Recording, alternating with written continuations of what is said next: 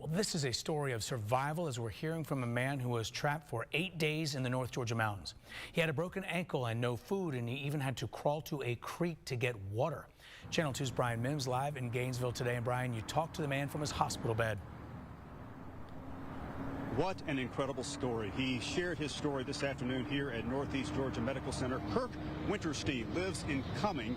He was driving his motorcycle home from the North Georgia community of Suches when his harrowing ordeal all began.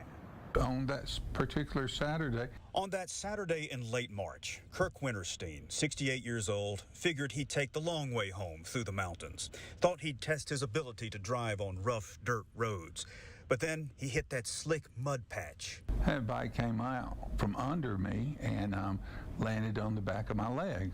It broke his ankle, and at first he couldn't break free. I may die here if I can't get my leg out from under the motorcycle. I eventually were able to do that. I started thinking about survival at that point. Survival meant water.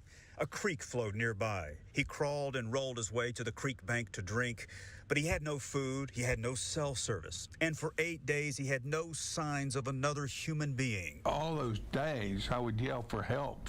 Anytime I heard a dog bark or any noise at all, I would yell help. In those 8 days, he endured storms, he shivered through sub-freezing nights, his biker friends launched the search.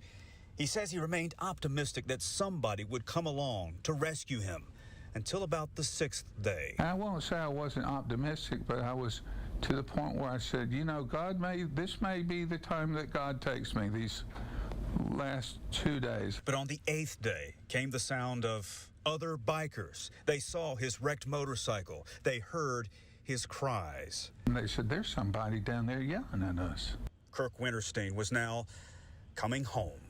And I'm thankful that I'm coming through this.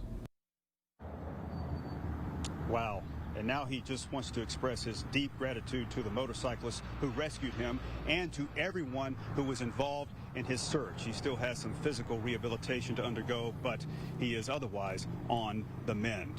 Live in Gainesville, Brian Mims, Channel 2 Action News. Well, that is going to be something that stays with him the rest of his days, Brian, no doubt.